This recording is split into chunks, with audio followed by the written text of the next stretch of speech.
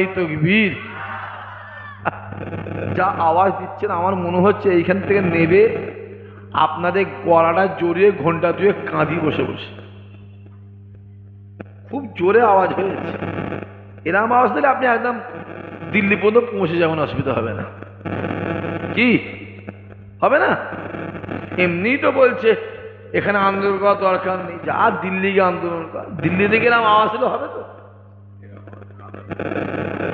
এদের যত আওয়াজ কমে যাচ্ছে তত বাঁশ যাচ্ছে। কিন্তু ব্রিগেডের সভাটা বাতিল হয়ে গেল, হবে কি করে? তুমি আমি ঠিক নেই, ব্রিগেডের সভা হবে? হ্যাঁ, ভারত স্বাধীনের পর থেকে এই প্রথম ব্রিগেডের সভা কোনো মুসলমান সংগঠন ডেকেছিল, ঠিক না? জোরে বলেন, ডেকেছিল। সভাটা হওয়ার দরকারও ছিল, দরকার ছিল। কপাল, সেনাবাহিনী বাতিল করে দিয়েছে, লালবাজার পারমিশন দেয়নি। অনেক ব্যাপার আছে বাপ, আমি ওদিকে যাবনি, এদিকে আছে। নবী পাক সাল্লাল্লাহু আলাইহি সাল্লাম বলে, দুনিয়ার বুকে যে জায়গায় কুরআন হাদিসের কথা, সারা শরিয়াতের কথা আলোচনা হয়, আমি রাসূলুল্লাহ জানিয়ে দিলাম ওই জায়গাটাই হলো জান্নাতের বাগান। জোরে হবে না সুবহানাল্লাহ? কোথায় বসা আছি, বসার জায়গাটা পছন্দ না হতে পারে, কমেডির ছেলেগুলোকে পছন্দ না হতে পারে। এই গ্রামটার নাম কি জোরে বলেন? চাঁদকারি। মারাত্মক গ্রাম ভাই। হ্যাঁ, এই গ্রামে কিছু কিছু ছেলে আছে, সামনে একরকম আর পিছনে একরকম আছে না? নাই কথা বলেন না কেন? সামনে গোলাপ ফুল দিয়ে ঘুরছে, গোলাপ ফুল সামনে প্রচুর গোলাপ ফুল নেবেন, আর পিছনে এতবার বাঁশ নিয়ে ঘুরছে দিবার জন্য। রাগ হলো নাকি ভাই? রাগ করবেন, ফুরফুরায় থাকি তো। গিয়ে এমন খাতির করছে পুরো পাকে পুঁতে ফেলা আমাদের অবস্থা। খবর নিয়ে দেখো, কাছে তুলে দিয়ে মই কিয়ারিয়ার লোকটা বেশি। আমি জানি, চিনি বলেই তো বলছি। ফেরেশতার মনে ঘুরে বেড়াচ্ছে, দেখলে মনে হবে কে রে, জিন্দা আল্লাহর ওলি না কি রে? খবর নিয়ে দেখ, পিছন দিকে পাক্কা হারামখোর। দেখলে মনে ওরে বাবা বিরাট বড় ভালো। খবর নিয়ে দেখো পাক্কা চিটিং বাজ। যে আজকে যে মাহফিলটা হচ্ছে, আমার এই চাঁদকাঠির ছেলেগুলো, যুবকগুলো, ভাইগুলো কষ্ট করে, মেহনত করে, পরিশ্রম করে যে মাহফিলটা কায়েম করেছে, এতে আপনারা খুশি না বেজার? খুশি বলেই তো বসে আছে। আজকে দিনে দেখবে অনেকে জেলখানায় পড়ে আছে, অনেকে হসপিটালে বিছানায় শুয়ে আছে, অনেকে রাস্তা ঘাটে বাজারে আড্ডা মারছে। কিন্তু আল্লাহ আপনাকে আমাকে মহাব্বত করে তার জান্নাতে বসিয়ে যে খোদা মাহফিলটা কবুল করে নিল। আল্লাহ পাক এই মাহফিল কিয়ামতের দিনে নাজাতের জারিয়া আল্লাহ বানিয়ে দিও। জোরে হবে না? শর্ট টাইম, আমার তো 8:30 থেকে 10টা পর্যন্ত টাইম। এসে দেখি ভাই ওয়াজ করছে, নামাজও হয়নি, উঠতে উঠতে 9:30 হয়ে গেল।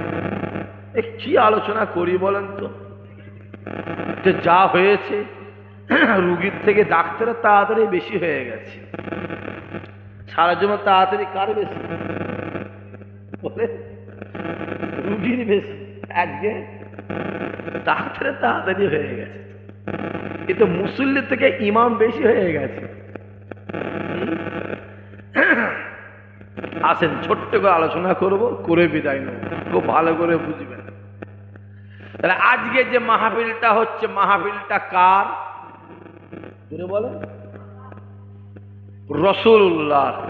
আল্লাহ আজকে আপনাকে আমাকে এই চাঁদকাঠিতে রাসূলুল্লাহর মাহফিলে রাসূলুল্লাহর মেহমান করে বসিয়েছেন। খোদা এদেরকে জীবনে জিন্দেগিতে হায়াতে মওতে আল্লাহ একবার একবার একবার তোমার কাবা মদিনাওয়ালার দরবারের মেহমান আল্লাহ বানিয়ে দিও। আরো জোরে হবে না? আরো জোরে হবে না? নারায়ে তাকবীর। যাবার ইচ্ছা মদিনা শরীফে আছে না নাই? অনেকে বলে ভাইজান আমি গরিব মানুষ কি করে মদিনা শরীফ যাব, কাবায় যাব।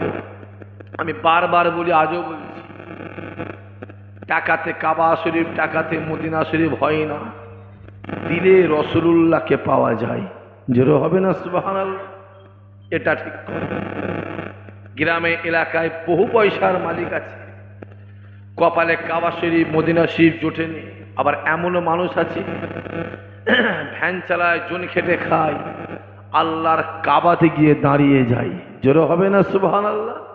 এলাকায় আছে, খবর নিয়ে দেখবে। টাকাতে সবকিছু বিচার করা যায় না। এখন তো চোর, ডাকাত, চিটিংবাজ, হারামখোর, সুদখোর, বেনামাজি, জালিয়াত, এদের টাকা পয়সা আছে না নাই? কথা বলেন। সম্মানটা কার আছে? গ্রামে যদি 100টা লোক থাকে, 10টা সম্মানীয় মানুষ বার করা মুশকিল আছে। সাদা কাপড়ে দাগ লাগলে বলে বুঝে যায়নি, বুঝে যায়নি। দূর থেকে দেখা যায়, দূর থেকে দেখা যাবে। আর কালো কাপড়ে দাগ লাগলে কাছ থেকে, যেটা বলেন, দেখা যায় না। গ্রামে কালো কাপড়ের হাতটা বেশি আছে, হাতটা বেশি, সাদা কাপড়টা খুব কম আছে। যুবকগুলোকে বলো সাদা কাপড়টা হওয়ার চেষ্টা করো, সম্মানটা বেশি দেখার চেষ্টা করো। হই হই হই হই করে সম্মানগুলো শেষ করুন, সম্মানগুলোকে শেষ করুন। একটা সম্মান আছে গ্রামের, একটা সম্মান আল্লাহ দিয়েছে, ওটা রাখার চেষ্টা করো। আমরা দেখতে পাচ্ছি যা চলছে সমাজে, আর বলে কাজ। জলসা হয়ে গেল, বাড়ি যাওয়ার সময় গালে বিড়ি গুজে ঘরে চলে গেল। বলেন আছে না নাই? বলেন। আমি চোখে দেখিয়ে দেবো আপনাকে, আমি চোখে দেখিয়ে দেবো। জলসা হয়ে গেল, যাওয়ার সময় মোবাইলে গান শুনতে শুনতে শুনতে শুনতে চলে গেল। বলো আছে না? কথা বলো না কেন? আমি চোখে দেখিয়ে দেবো, আমি দেখিয়েছি তো। আমার মোবাইলে অনেক ফটো তোলাও আছে। ফুরফুরা শরীফে গেছে জিয়ারত করতে, মাথায় টুপি দিয়ে বিড়ি খেচ্ছে। জিয়ারত করতে গেছে, বিড়ি খেচ্ছে। মাথায় রাখতে হবে, টাকা চলে গেলে টাকা পাওয়া যাবে, জমি চলে গেলে জমি পাওয়া যাবে, সম্মান চলে গেলে বলো ওটা জীবনে পাবে। একবার যদি বেইজ্জতি সমাজে হয়ে যাও, 30 বছর পরে বলে তোর আব্বা জানিস তো ওর বাইরে চুরি করেছিল, তোর আব্বা জানিস তো ওইখানে মার খেয়েছিল। 30 বছর পরেও বলবে। সম্মানটা রেখো। আমি যুবক ছেলেগুলোকে বলবো, একবার কষ্ট করে, মেহনত করে, পরিশ্রম করে, খেটে খুটে পয়সা করে জমিয়ে একবার কাবা শরীফ আর রসুলের দরবারে যাওয়ার চেষ্টা করো। আজকাল তো রসুলের দরবারে যেতে গেলে 4 লাখ টাকা লাগে না, 3 লাখ টাকা লাগে না। ফরজে 4 লাখ 5 লাখ টাকা ফরজে লাগে। 50,000 টাকা হলে উমরা হবে না? হবে। কথা বলে 50,000 টাকায় উমরা হয়। হুজুর পয়সা নেই, অবশ্যই চেষ্টা করো, হবে।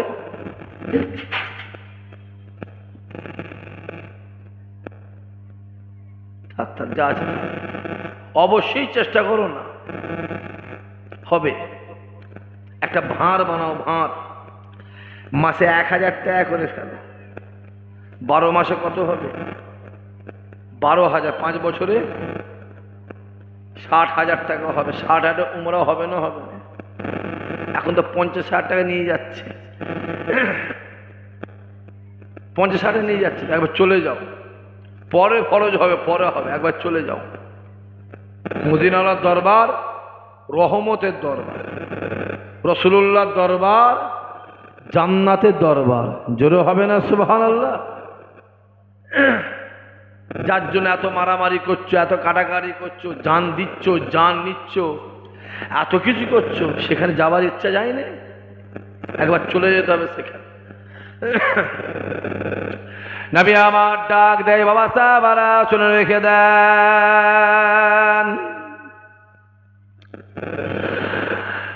এ জওয়ান যুবকেরা, আল্লাহ নবী ডাক দেয়, বাবা সাহাবারা শুনে রেখে দেন, আমি রাসূলুল্লাহ জানিয়ে দিলাম, জীবনে জিন্দেগিতে হায়াতে মতে যদি আমার গুনাহগার উম্মতি একবার আমি রাসূলুল্লাহর দরবারে সে সালাম দেয়, ও বাবা সাহাবারা শুনে রেখে দেন, আমি রাসূলুল্লাহ জানিয়ে দিলাম, কাল কিয়ামতের ময়দানে মাশারে তাকে শাফায়াত করা আমি রাসূলুল্লাহ আমার জন্য ওয়াজিব হয়ে যায়। আরো জোরে হবে না? রাসূল বলেছে। একবার আমার মাজারে যে এলো, শুধু আমার সালামটা যে দিল, কিয়ামতের দিনে তাকে শাফায়াত করা আমার জন্য অজীব। কেতাবওয়ালা লিখছে, রাসূলের শাফায়াত যে পেল বেহিসাব জান্নাতি হয়ে গেল। জোরে হবে না? একবার চেষ্টা করো, একটা ভাঁড় বানা, আমাদের লক্ষ্মীর ভান্ডার করে ফেলুন। লক্ষ্মীর ভান্ডার বোঝেন তো বাপেরা? সব মা বোনেরা লেয় তো না লেয় নে? হ্যাঁ, লাভ বেশি করে লেবে। বেটা এই বিরোধী করছে, যে বেটা বিরোধী করছে তার বাড়ি খবর লক্ষ্মীর ভান্ডারে বসে আছে। বলো ঠিক বলছেন ভুল বলছি? কথা বলুন কেন? বলো, যে ইমামটা বিরোধী করছে খবর সেই ইমাম ভাতা নিয়ে বসে আছে। একটা মুখে করকম কথা, বেটা হাতে একরকম কথা, পায়ে একরকম কথা, মুখে একরকম কথা, পিঠে একরকম কথা, কাঁধে একরকম কথা, চোখে একরকম কথা। হ্যাঁ, এটা কিয়ামতের ময়দান হচ্ছে, কিয়ামতের ময়দান হচ্ছে। ময়দানে মাঝে মুখ থেকে বান্দা মিথ্যা বলবে, আল্লাহ জবান বন্ধ করে হাতের জবান খুলে দেবে, কানের জবান খুলে দেবে, চোখের জবান খুলে দেবে, হ্যাঁ পায়ের জবান খুলে দেবে, বুকের জবান খুলে দেবে। কিয়ামতের ময়দান হচ্ছে নাকি? যে যে জিনিসটা বড্ড বেশি বিরোধী করছে সেবারে সেটাই হচ্ছে। দেখলেন না রমজান মাসে ফুরফুরা শরীফে আমাদের মাননীয়া, স্মরণীয়া, বরণীয়া, সম্মানীয়া, বুঝতে পারছেন না, আমাদের মুখ্যমন্ত্রী সাহেব ফুরফুরাই গেল। জানেন না আপনারা? জানেন না কেউ নাকি? জানো, হুজুরদের দাওয়াত করে খাওয়াবে। কপাল তো হুজুরদের খুলে গেছে, সবাই দাওয়াত করছে, দাওয়াত করে খাওয়া। চিঠি মানে কি মারাত্মক মাছ, একটা চিঠি 1500 2000 টাকা দাম। আমি তো ছিলাম নামতে রমজান মাসে জলসালে ব্যস্ত থেকে, আমার তো সারাদিন রাত জলসা, রাতেও জলসা, আবার দিনে বেলাতেও জলসা। আব্বাকে চিঠি দিয়ে গেছে, আগের দিনে বসে আছে, ডিএম সাহেব এলো। ডিএম সাহেব, ভাইজান আপনাকে যেতে হবে। কোথায়? না আপনার দাওয়াত দিয়ে গেছে, সব আমন্ত্রণ পত্র, নিমন্ত্রণ পত্র সব দিয়ে গেছে। বস, নাস্তা পানি করে। স্যার, 1 বছর আগে এই ফুরুফুরা দাদা হুজুরের দরবারে বোম মারা হলো, জানেন তো আপনারা?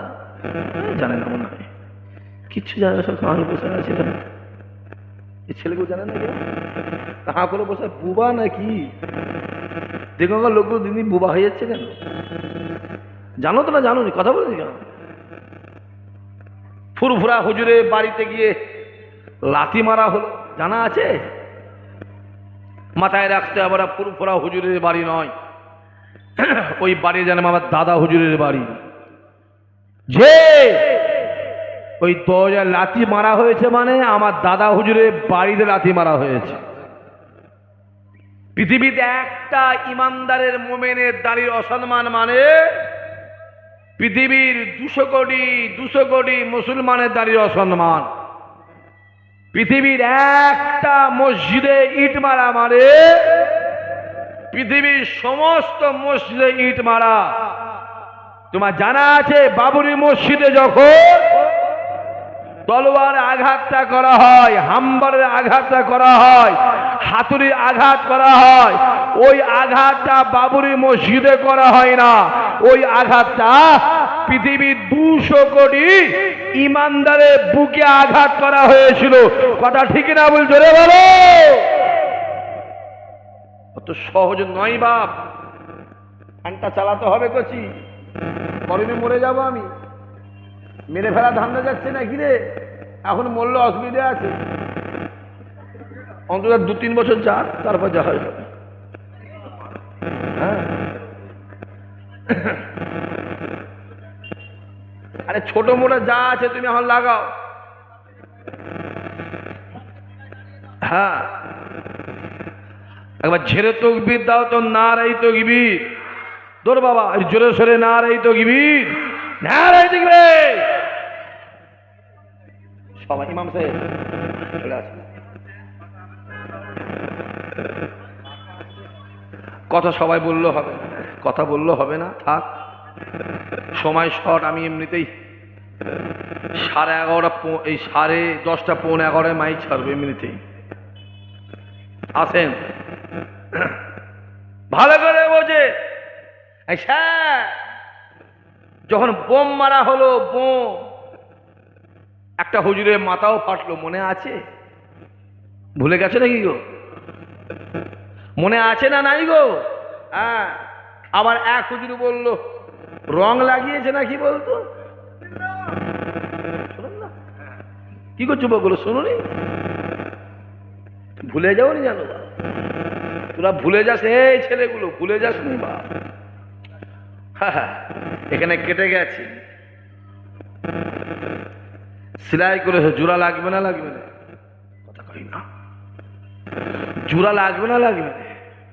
জোড়া লাগবে, দাগটা মরণ পর্যন্ত দাগ থেকে কিয়ামত পর্যন্ত দাগ থাকবে। রসুল হাতে হাত দিয়ে হিন্দা যখন ইমানে কলেমা বলো, রসুল কি বলেছিল? তুমি আমার সামনে আসবে না। হুজুর আমি তো ইমানে কলেমা বলে মুসলমান হয়ে গিয়েছি, যখন বেদিন বেঈমান কাফের ছিলাম তখন তো আপনার বিরোধী করেছি হুজুর, কিন্তু আমি এখন আপনার হাতে হাত দিয়ে ইমানে কলেমা বলেছি, আপনি বলে আমি আমার জানটা আপনার জন্য কুরবান করে দেবো। জোরে হবে না? রাসূল বলল তুমি আমার সামনে আসবে না। হুজুর কেন না আসবে না? কারণ আমার চাচা হামজা যখন শহীদ হয়, তুমি বুকে উঠে বুক দিয়ে নখ দিয়ে বুকটাকে ফেরে ফেরে আমার চাচা হামজার কলিজা বার করে চিবিয়ে চিবিয়ে খেয়েছিলে, মুখে গায়ে মুখে এরকম মেখেছিলে। তোমাকে দেখলে না আমার চাচা হামজার কথা আমার মনে পড়ে যায়। আমি রাসূলুল্লাহ আমার চাচা হামজাকে আমার জানের থেকে বেশি ভালোবাসতাম। আরো জোরে হবে না? আসবে না। আমিও 2-4 জনকে বলেছি, দরবারে আসবে, খাবে দাবে, উঠবে বসবে শোবে সব করবে, করছি আমার সামনে শুনি। তোমাকে দেখলে না আমার অনেক কিছু মনে পড়ে যায়। সেই যে গাল পেরেছো, বাপ তুলে, মা তুলে, দাদা হুজুর তুলে, কাঁচা কাঁচা গাল দিছিস, কত কি বলেছিস করছি, মোবাইলে, সোশ্যাল মিডিয়ায়, কমেন্ট বক্সে গিয়ে কত কি বলিস করছি। তোকে দেখলে না আমার ওইগুলো মনে হয়ে যায়। করছি আসবি না আমার সামনে, দরবারে আসবি, আমার বাড়িতে আসবি, খাবি দাবি যাবি, আব্বার কাছে যাবি, উঠবি বসবি, কিন্তু আমার কাছে আমাকে দেখা দিবি না ভাইজান, না আসবি না। মনে মনে ভাবছি রাসূলুল্লাহ সুন্নাত অন্তত সবই কম বেশি পালন করা হয়, কম বেশি এটাও পালন হোক। কথা বলেন না কেন? রাসূলুল্লাহর কাজ কাম, চলাফেরা, উঠা বসা, খাওয়া দাওয়া, তাই তো ইমানদারের জন্য সুন্নত, ঠিক না? বল, কথা বলেন না কেন? আমিও বলেছি আসবে না, করছি দেখলে লাগে, এখানে বুকটাই লাগে। যার জন্য চুরি করি তারাই চোর বলে, যার জন্য চুরি করি তারাই চোর বলে, যার জন্য আন্দোলন করছি তারাই এসে মারছে। ঠিক আছে, আসেন।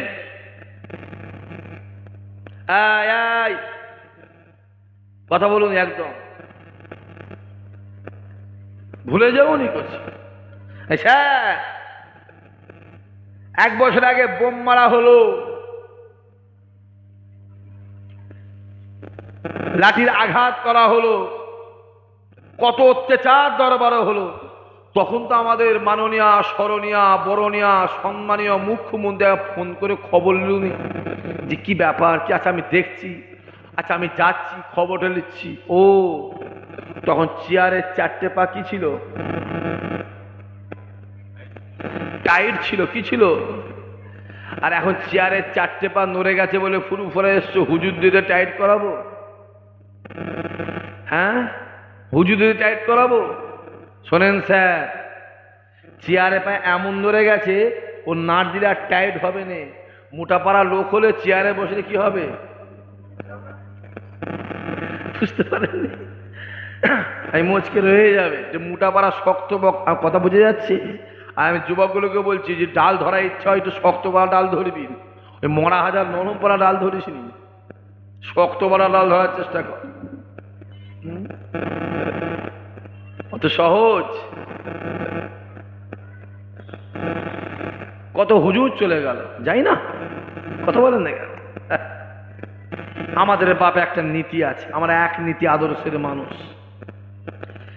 পৃথিবীতে নেতা হাজার হবে, নীতি বলো নীতি একটা হবে।